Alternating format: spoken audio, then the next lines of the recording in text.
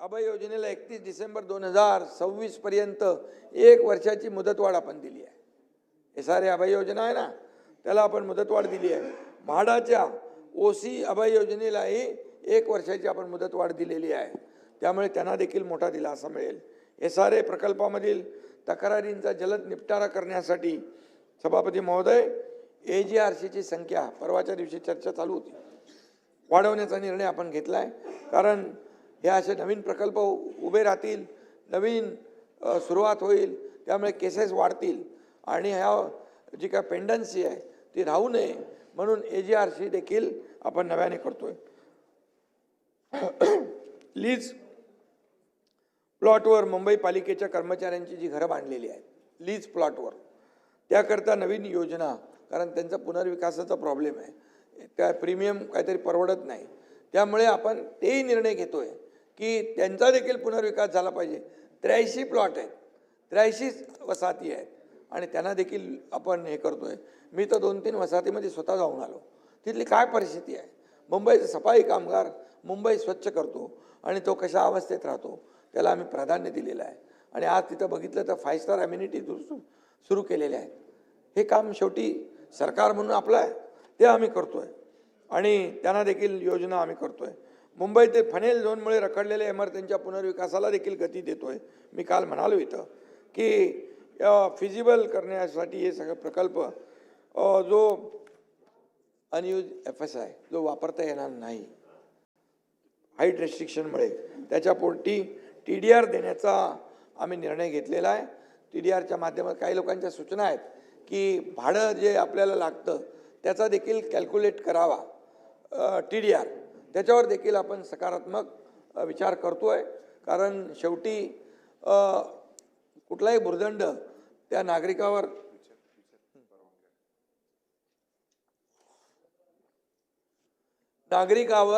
भुर्दंड पडता कामा नये, त्यासाठी आपण हा केला. फनेल झोनच्या धर्तीवर COD सारख्या डिफेन्स मुळे बाधित झालेल्या डिफेन्स झोनमुळे त्या देखील लोकांचा पुनर्विकास रखडलेला आहे, त्याला देखील ते धोरण आपण लावतोय. या योजनांमुळे मुंबईत हजारो पुनर्विकास प्रकल्प मार्गी लागणार आहेत आणि म्हणून झोपडपट्टी पुनर्वसन क्षेत्र घोषित केल्यानंतर योजनेचा प्रस्ताव सादर केल्यानंतरचा कालावधी 120 दिवसावरून 60 दिवसावर आपण आणलेला आहे. त्यामुळे प्रकल्प जलद गतीने राबवले जातील, पेंडन्सी थांबेल आणि लोकांची रखडपट्टी होणार नाही. झोपडपट्टीवासियांना देय असलेलं प्रलंबित भाडं आणि SRAला देय असणाऱ्या रकमा या थकबाकीची वसुली करण्यासाठी विकासकाच्या मालमत्तेची जप्ती करून विक्री करण्याचा निर्णय देखील आपण याच्यामध्ये नियमामध्ये बदल केलेला आहे. कारण काही लोक हात वर करून टाकतात, त्याला भाडं नाही, काही नाही, गेला तो नाला सोपारा वसई, इकडं गेला बदलापूर अंबरनाथ वांगणी, काय त्याच्या हातामध्ये काही नाही. आणि म्हणून मुंबईच्या बाहेर गेलेला मुंबईकर पुन्हा मुंबईमध्ये आणण्याचं काम या ठिकाणी आपलं महायुती सरकार करणार आहे. त्यासाठी हे तजवीज आपण करतो. आणि म्हणून काही लोक मुंबई तोडणार हे निवडणुका आल्या की करतात, परंतु मी सांगतो की मुंबई ही आपली आर्थिक राजधानी आहे आणि मुंबई महाराष्ट्रापासून कोणी तोडू शकत नाही. मुंबई हा हार्ट आहे महाराष्ट्राचा आणि जोपर्यंत सूर्यचंद्र आहे तोपर्यंत मुंबई कोणीही तोडू शकणार नाही. कोणी माईकाला आला तरी, कुणाच्याही 7 पिढ्या खाली आल्या तरी सुद्धा. त्यामुळे जे तुम्ही जरा आपल्या मित्रपक्षाला सांगत नाही. शासकीय यंत्रणा SRA यांच्या जेवीच्या माध्यमातून रमाबाईचं मी आपल्याला उदाहरण रमाबाई आंबेडकरचं नगरचं सांगितलेलं आहे. एकूण 16,500 झोपड्याचं पुनर्वसन होत आहे आणि म्हणून या ठिकाणी झोपडीधारकांचं भाडं जे आहे ते इतर जे काय आहे त्यांची माहिती डिजिटल प्लॅटफॉर्मवर आणण्याचा प्रयत्न करतोय आम्ही. आणि झोपडपट्टी धारकांची पात्रता आणि अपात्रता निश्चित करण्यासाठी ऑटो ॲनेक्स्टर 2 प्रणालीचा वापर या ठिकाणी आपण करतोय. आणि त्याचबरोबर मानवी हस्तक्षेपाशिवाय पडताळणी यामुळे करता येईल. आणि तिथं देखील फार जे काही आता जो काही सिस्टीम आहे ती सिस्टीम देखील अधिक सुलभ करण्यासाठी SRAमध्ये आणि म्हाडामध्ये त्यासाठी देखील आपण हे करतो. काल अनिल परब म्हणाले की आपल्या ST महामंडळ ना, त्याच्यामधले RTO त्यांची मी माझ्याकडे होतं खातं तेव्हा मी सगळ्या ऑनलाईन करून टाकल्या, ऑनलाईन बदल्या करून टाकल्या, ऑनलाईन त्यांच्या ट्रान्सफर आणि पोस्टिंग. तसंच या ठिकाणी देखील आपण या व्यवस्थेमध्ये अधिक सुलभता आणली पाहिजे, सुटसुटीतपणा आणला पाहिजे यासाठी, कारण लाखो लोकांचा विषय आहे. आणि म्हणून मुंबईतल्या बंद 58 गिरण्यांमधील 1 लाख गिरणी कामगारांच्या वारसांना मी त्याशी बोललो ना, घरं देण्याची योजना सुरू करण्यात आली. हे ज्या जागेसाठी सहमती त्यांनी दर्शवली आहे त्यांना ते आपण तिकडे देऊ, पण ज्या सहमती दर्शवणार नाहीत त्यांना इतर पर्याय आपण देण्याचा देखील निर्णय घेतलेला आहे. नाही ते मध्ये काहीतरी त्याचा ते इतर पर्याय देऊ ना, आपण इतर पर्याय देऊ. आणि यामध्ये 18 वर्षांच्या प्रदीर्घ कालावधीनंतर महायुती सरकारने गृहनिर्माण धोरण 2025 जाहीर केलं आहे. यामध्ये परवडणारी घरं, शहरात नवीन आलेल्या युवकांसाठी रेंटल घरं, वर्किंग वुमन हॉस्टेल्स, ज्येष्ठ नागरिकांसाठी घरं, अशा अनेक घटकांना न्याय देण्याचा प्रयत्न आपण केलेला आहे. ज्येष्ठ नागरिकांसाठी जिरॅटिक केअर करता विशेष योजना आपण तयार करतोय, हे देखील आपण करतोय. म्हाडा अंतर्गत जुने रखडलेले प्रकल्प, मोतीलाल नगर असेल, अभ्युदय नगर असेल, GTB नगर, कोळीवाडा, सायन कोळीवाडा, आदर्श नगर, वांद्रे रेक्लेमेशन, SVP नगर, इतर अनेक प्रकल्प जे आहेत, कामाटीपुरासारखा देखील प्रकल्प जो अनेक वर्ष रखडले आहे, त्याला देखील आम्ही मान्यता दिली आहे. त्यांचे देखील तिथं मोठ्या प्रमाणावर विकास होईल, डेव्हलपमेंट होईल आणि क्लस्टर डेव्हलपमेंटमध्ये ते देखील आपण केलेलं आहे. आणि म्हणून मुंबईकरांना मुंबईतच हक्काचं सुरक्षित घर मिळालं पाहिजे, हे स्वप्न जे बाळासाहेबांचं होतं त्याची पूर्तता आपण करतोय. आणि म्हणून येत्या 23 जानेवारी रोजी सुरू होणाऱ्या बाळासाहेबांच्या जन्मशताब्दी वर्षानिमित्त मुंबईकरांसाठी योजना आणून 23 जानेवारी रोजी सुरू होणाऱ्या बाळासाहेबांच्या जन्मशताब्दी वर्षानिमित्त, सुनील शिंदे ऐका, मुंबईकरांसाठी योजना आणून आम्ही बाळासाहेबांच्या चरणी हे सगळं योजना आणि योजना पुष्प अर्पण करतोय.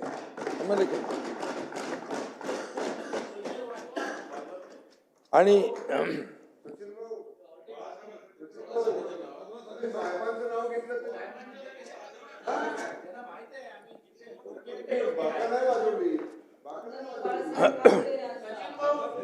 मला आनंद आहे सभापती महोदय की सेंट्रल हॉलमध्ये पण, मुंबईच्या विधान भवनामध्ये सेंट्रल हॉलमध्ये पण बाळासाहेबांचं तैलचित्र लावण्याचं संधी आणि भाग्य आम्हाला लाभलं, याचं देखील आम्हाला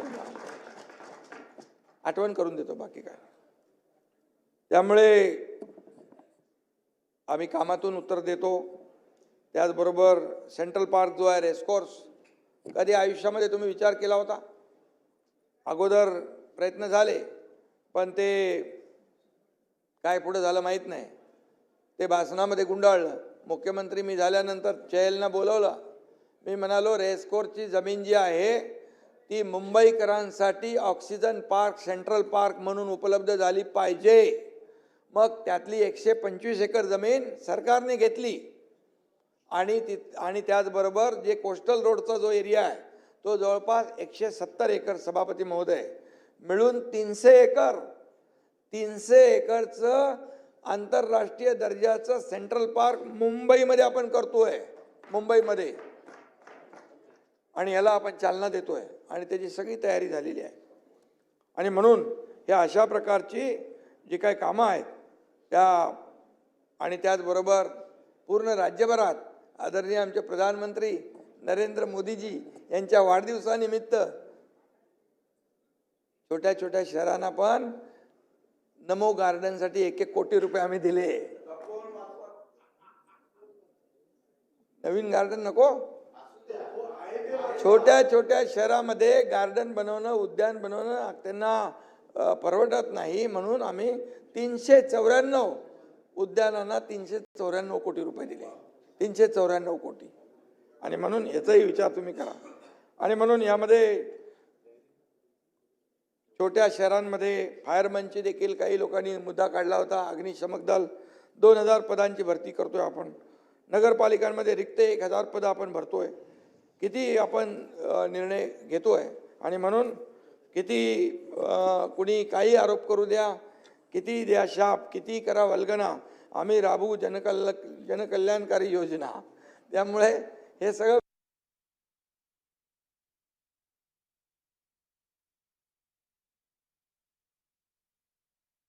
बोलतोय ते म्हणून शासनाने अनेक ठोस पावलं उचलली आहेत. सन्मान्य सदस्य सांगू इच्छितो मी, महाआघाडी सरकारच्या काळात मार्च 2022 112 हेल्पलाईनचा रिस्पॉन्स टाइम 15 मिनिटं 51 सेकंद होता. तो आता निम्म्यावर आलाय. आता रिस्पॉन्स टाइम 7 मिनिटं 23 सेकंद झालेला आहे. बदल झाला आहे. हा, आणि यामध्ये पोलिसांच्या हेल्पलाईनवर लोकांचा विशेषतः आमच्या लाडक्या बहिणींचा विश्वास वाढतोय.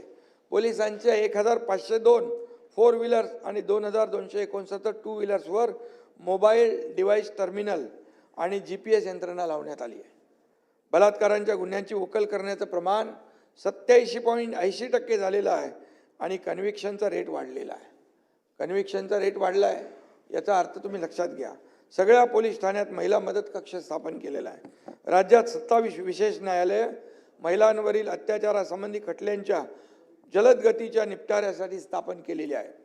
पॉस्कोची प्रकरणं चालवण्यासाठी 138 विशेष जलद फास्ट्रॅक न्यायालय या ठिकाणी आपण केलेली आहे. 12 जलदगती विशेष न्यायालय सुरू केलेले आहेत. मुस्कान ऑपरेशन मध्ये 13 ऑपरेशन राबवून हजारो मुलांचा शोध घेऊन ते पालकांच्या हवाली केलेले आहेत भाई. आणि म्हणून महिलांविषयक गुन्ह्यामध्ये वर्षभरात 24 तासात 62 दोषारोपपत्रे आणि 48 तासात 60 गुन्ह्यांमध्ये दोषारोपपत्र दाखल केलेली आहेत. महिलांच्या सुरक्षिततेसाठी महिला अत्याचार प्रतिबंधक कक्ष, निर्भया योजना, महिला सहाय्य कक्ष याद्वारे मदत करण्यात येते. मसाजोग प्रकरणामध्ये आपण शशिकांतजी यांनी मुद्दा उपस्थित केला होता. या प्रकरणातील 8 आरोपीपैकी 7 आरोपी अटक झालेले आहेत. कृष्णा आंधळे फरार आहे. कोणत्याही आरोपीला जामीन मिळालेला नाही. कृष्णा आंधळेचा शोध सुरू आहे आणि आपल्याला सांगतो त्याच्या सगळ्या ज्या काही प्रक्रिया आहेत ती सुरू झालेली आहे. आणि आपल्याला मी सांगतो दोषींना फासावर लटकवल्याशिवाय सरकार स्वस्थ बसणार नाही. आणि त्या आपल्या कोण देशमुख ना त्यांच्या परिवाराला न्याय दिल्याशिवाय, संतोष देशमुख यांच्या परिवाराला न्याय मिळाल्याशिवाय आणि या अशा प्रकारच्या गुन्हेगारांना जरब बसवल्याशिवाय सरकार काही शांत बसणार नाही. आणि म्हणून भ्रष्टाचाराच्या प्रकरणातील दोषी सरकारी अधिकारी, लोकप्रतिनिधी यांच्यावर देखील कारवाईच्या बाबतीमध्ये चर्चा झाली. त्याच्यावर कोणालाही पाठीशी घातलं जाणार नाही. 1 जानेवारी 2025 ते 11 डिसेंबर 2025 पर्यंत एकूण 135 प्रकरणात 203 आरोपींवर भ्रष्टाचार प्रतिबंधक कायद्यानुसार कारवाई केलेली आहे. काही सदस्यांनी नगर परिषदांमध्ये निधी नसताना विशेष कामांना मंजुरीबाबत मुद्दा उपस्थित केला होता. बजेट प्रोव्हिजन तपासून आणि योजनानिहाय निधी उपलब्ध आहे का ते पाहूनच विकास कामांना मंजुरी देण्यात आली आहे. त्यामुळे चिंता करू नका. रस्ते बांधकामातील भ्रष्टाचाराबद्दल सभागृहात मुद्दा आलेला आहे. रस्ते बांधकामात भ्रष्टाचार होऊ नये म्हणून त्याची पूर्ण खबरदारी घेतली जाईल. सगळ्यात महत्त्वाचं म्हणजे सर्व रस्ते कामाच्या निविदा काढण्यात येतात. या टेंडरची छाननी करण्यात येते. कामाच्या दर्जात कुठंही हयगय होणार नाही आणि त्यामध्ये देखील ऑडिट करायचं असेल, जे काही करायचं असेल, कामाच्या दर्जामध्ये कसूर केलेले कसूर करणाऱ्यांना ब्लॅकलिस्ट केलं जाईल हे देखील मी या ठिकाणी सांगू इच्छितो. आज मुंबईमध्ये कॉन्क्रीटचे रस्ते पहिला दुसरा आता मेमध्ये 1 टप्पा पूर्ण होईल. पुढच्या वर्षभरामध्ये अख्ख्या मुंबईमध्ये खड्डेमुक्त मुंबई होईल. सिवरेज ट्रीटमेंट प्लांट त्याचं आपण काम सुरू केलेलं आहे. बाळासाहेब ठाकरे आपला दवाखाना पण सुरू केलेला आहे. या ठिकाणी अनेक अडथळे असलेले थांबवलेली कामं आपण सुरू केलेत मुंबईसाठी. आज मुंबईच्या इकडे कोस्टलवरून गेल्यावर आपण परदेशात आल्यासारखा भास होतो जे लोक जातात तिकडे. सरकारी भरती व योजनांबाबत ज्ञानेश्वर म्हात्रे यांनी मुद्दा उपस्थित केला. 75,000 रिक्त पदे भरण्याच्या घोषणेची चांगली अंमलबजावणी करण्यात येते आहे. ऑगस्ट 2022 ते ऑक्टोबर 2024 पर्यंत 85,363 जणांना नियुक्ती दिलेली आहे. घोषणेपेक्षा जास्त पदांवर नियुक्ती केल्या आहेत. हे देखील मी आपल्या नजरेस आणू इच्छितो. आणि 42,484 जणांना शासकीय पदांवर, 39,215 जणांना निमशासकीय, महामंडळावर 3,664 जणांना अनुकंपा तत्वावर नियुक्ती देण्यात आलेल्या आहे. नोव्हेंबर 2024 ते नोव्हेंबर 2025 अशा वर्षभरात 34,869 जणांना नियुक्त्या दिलेल्या आहेत. ज्ञानेश्वर, आम्ही ज्या घोषणा करतो त्या कागदावर राहत नाही, त्यांची अंमलबजावणी देखील करतो. हॅम पद्धतीच्या रस्ते कामातील आर्थिक अपाराबद्दल इतर काही लोकांनी चर्चा केलेली आहे. मोबिलायझेशन चार्जेसच्या नावाखाली सार्वजनिक निधीचा अपार होतो असा आरोप केला आहे. परंतु मी आपल्याला सांगतो, हायब्रिड एन्युटीच्या कामात EPC प्रकारचा जो काही करारनामा वापरला जातो त्यामध्ये मोबिलायझेशन ॲडव्हान्सची तरतूद आहे. ही रक्कम प्राधिकरण कॉन्ट्रॅक्टरच्या कामाच्या सुरुवातीला कंत्राटाच्या किमतीच्या 10% रक्कम व्याजासह अग्रिम देण्यात येते. ही रक्कम 5%च्या 2 समान हप्त्यात दिली जाते. पहिला हप्ता कंत्राटदारांना विनंतीपत्र आणि बँक गॅरंटी दिल्यावर दिला जातो. दुसरा हप्ता कंत्राटदाराने युटिलायझेशन सर्टिफिकेट दिल्यावर दिला जातो. आणि यावर ॲडव्हान्सवर मोबिलायझेशन ॲडव्हान्सवर व्याज आकारलं जातं. त्यामुळे कंत्राटदाराला ॲडव्हान्सच्या 110% बिनशर्त बँक गॅरंटी द्यावी लागते. आणि म्हणून प्रत्येक बिलातून ठराविक 15% रक्कम त्याची कापून घेतली जाते. त्यामुळे सार्वजनिक निधीचा अपहार होण्याचा जर कोणी प्रयत्न केला तर त्याला चाप लावण्याचा नियम आपल्याकडे आहे. या ठिकाणी अनिल परब नाही आहे, त्यांनी मुंबईतील हवेच्या प्रदूषणाबाबत चिंता व्यक्त केली होती. पण चिंता करण्याची गरज नाही. RTOचं मी सांगितलं ना, खरमाटे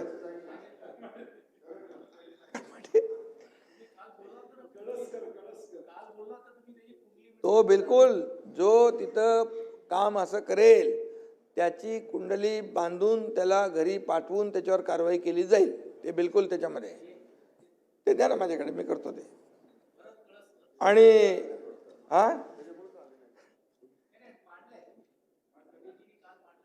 पण मी आपल्याला सांगतो, प्रदूषण आम्ही कमी करतोय, चिंता करू नका. मुंबईतलं प्रदूषण हवेतलं नसून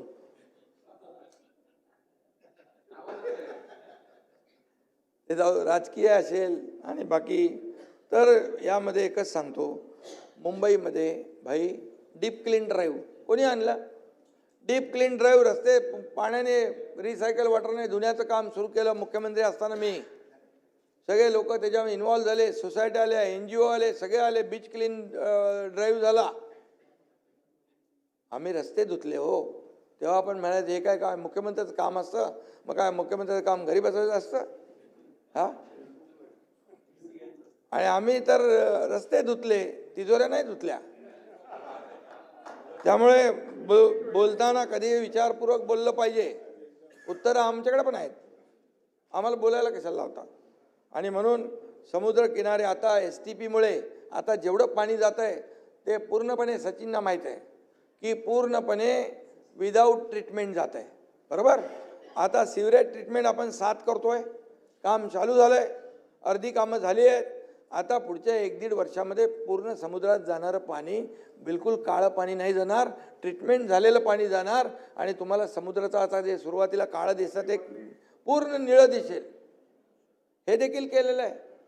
हवेचं प्रदूषण कमी करणार, समुद्राचं प्रदूषण कमी करणार. त्यामुळे बाकी पण प्रदूषण होतील ती कमी होतील. राजकीय पण करायचं. आणि म्हणून 25 बांधकाम कंत्राटदार, व्यावसायिक विकासक यांना कॉम्प्रेहेन्सिव्ह गाईडलाईन दिल्या आहेत. नियम मोडणाऱ्या बांधकाम प्रकल्पांना भरारी पथक नोटिसा देत आहेत. 8,663 बांधकामांना कारणे दाखवा नोटीस, 3,497 ठिकाणी काम थांबवा नोटीस, राडा रोड्यावर प्रक्रियेसाठी दैसर कोकणीपाडा शिळपाटा येथे प्रत्येकी 600 मेट्रिक टन क्षमतेचे प्रकल्प सुरू केलेले आहेत। MPCB आपले पूर्णपणे त्याच्या मागं लागलेले आहेत। पर्यावरण खातं पूर्णपणे आता तुम्ही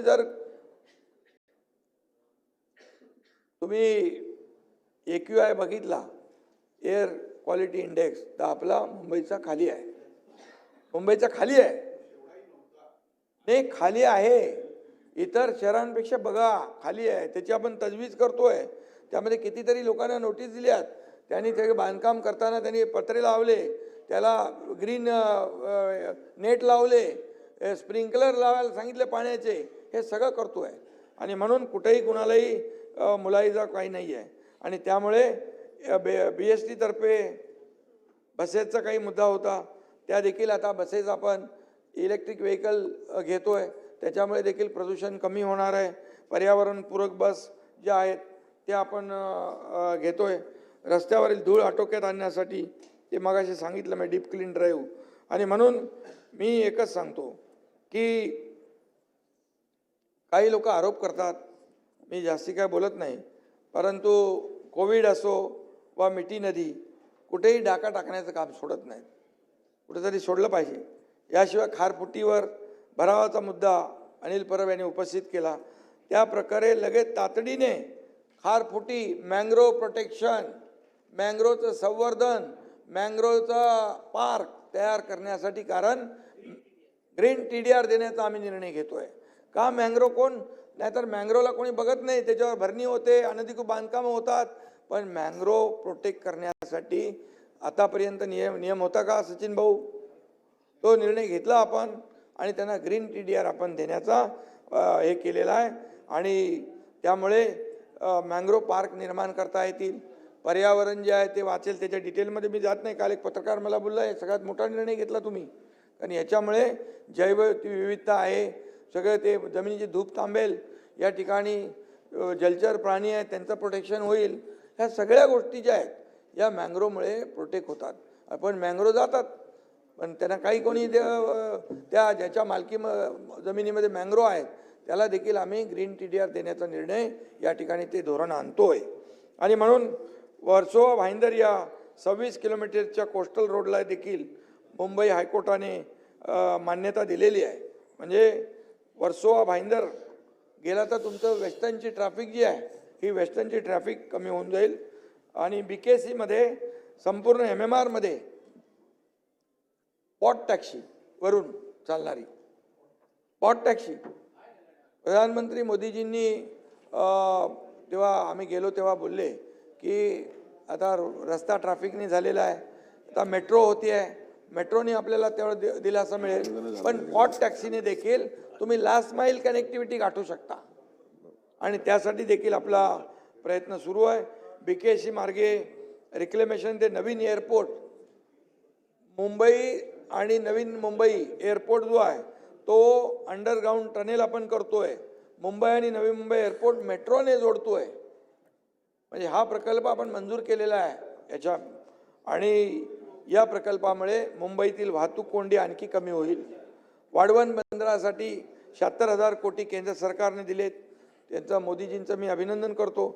या ठिकाणी देखील आपण MIDC, मी परवाच म्हणालो आपल्या उदय सामंत यांना, MIDC तिथे झाली पाहिजे, तिथे लॉजिस्टिक पार्क झाला पाहिजे, तिथे एअरपोर्ट झाला पाहिजे, त्या ठिकाणी तिसरा एअरपोर्ट देखील या ठिकाणी आपण करतोय। आणि म्हणून याबरोबर मुंबईच्या आजूबाजूचा परिसर जो मुंबईवर लोड कमी करायचा असेल तर नवी मुंबई, इकडे पालघर, आता हा वर्सोवा विरारपर्यंत जातोय, विरार ते वाढवणपर्यंत हा आपण रस्ता खेचतोय। आणि त्यामुळे मोठ्या प्रमाणावर या ठिकाणी तुम्हाला वाटेल काय आता पैसे नाही आहेत, पण आम्ही नवीन मॉडेल केलेले आहेत, BOT केलं आहे, PPP केलं आहे, हॅम केलं आहे, NUT मॉडेल केलेलं आहे, बरेच लोक त्याच्यामध्ये येत आहेत। आणि त्यामुळे आपल्या राज्यामध्ये खूप मोठ्या प्रमाणावर इन्फ्रा प्रोजेक्ट सुरू आहेत। पायाभूत सुविधा ज्या राज्याच्या जादा आहेत त्या राज्याची प्रगती फास्ट असते। आणि म्हणून काही लोक टीका करतात केंद्र सरकारवर, प्रधानमंत्र्यांवर, त्यांनी देखील आतापर्यंतच्या इतिहासात 50-60 वर्षाच्या इतिहासात जेवढे पैसे मिळाले नाहीत महाराष्ट्राला त्याच्यापेक्षा 10 पट पैसे केंद्र सरकारने आपल्याला दिलेले आहेत विविध विविध याच्या माध्यमातून चालू आहे प्रकल्पांच्या माध्यमातून जनगणना झालं का 10 लाख कोटी रुपये आकडा पण सांगतो. आणि त्यामुळे या ठिकाणी आपण मोठ्या प्रमाणावर काम करतोय. नगर विकास विभागाच्या माध्यमातून अमृत योजनेतून गेल्या 3 वर्षामध्ये भाई 27,000 कोटीचा पाणी पुरवठा आणि मलनिस्सारण योजना आम्ही केल्यात. मग इतके वर्ष का करता आल्या नाहीत याचं देखील उत्तर दिलं पाहिजे. आणि म्हणून मी आपल्याला सांगतो की मुंबई काय तो आता नवीन सिनेमा कुठला निघालाय का पुरंदर तिजोरीला घातलं भेटोळं प्रत्येक कामात घोटाळे मुंबईकरांना लुटून मुंबईचे केले वाटोळे असं मला आता पाठवले आणि कोणीतरी पाठवून. मुंबईच्या तिजोरीवर दरोडा टाकणारे हे रहमान डकैत कोण आहेत त्याचा शोध घेतला पाहिजे. हो ना ते रील बघितली का तुम्ही त्याचा रील बघितला. आणि म्हणून मी आपल्याला सांगतो की मी असं कोणाला वैयक्तिक बोलत नाही पण मला जेव्हा तुम्ही बोलता तेव्हा मला बोलायला लागतं. आणि म्हणून एवढंच सांगतो की मुंबई को लुटनेवाला कौन है वो रहमान डकैत याचा शोध नक्की घेतला पाहिजे. इतिहासात असे अनेक डकैत रहमान डकैत अनेक आले आणि गेले पण. आणि असल्या रहमान डकैतांना पाणी पाजणारी धुरंधर महायुती आहे. मी तुम्हाला सांगतो एक कार्यकर्ता म्हणून सांगतो आमच्यावर तोंडसुख घेता तेव्हा थोडा विचार करा. आमच्याकडे काय काय आमच्यावर बोलले ते मी आज बोलत नाही. आज सगळंच बोलत नाही मी नंतर अजून आपल्याला पुढं बरंच काय. आणि म्हणून मी एवढंच सांगतो की जे महायुती हे ट्रेलर आहे हे पिक्चर अभी बाकी आहे. आणि म्हणून मी आपल्याला एवढंच सांगतो की राज्यात महायुती सरकार आलेलं आहे. 3.5 वर्ष काम सुरू आहे. आणि म्हणून 3.5 वर्षामध्ये तुम्ही जे वस्तुस्थितीला आपण मान्य केलं पाहिजे.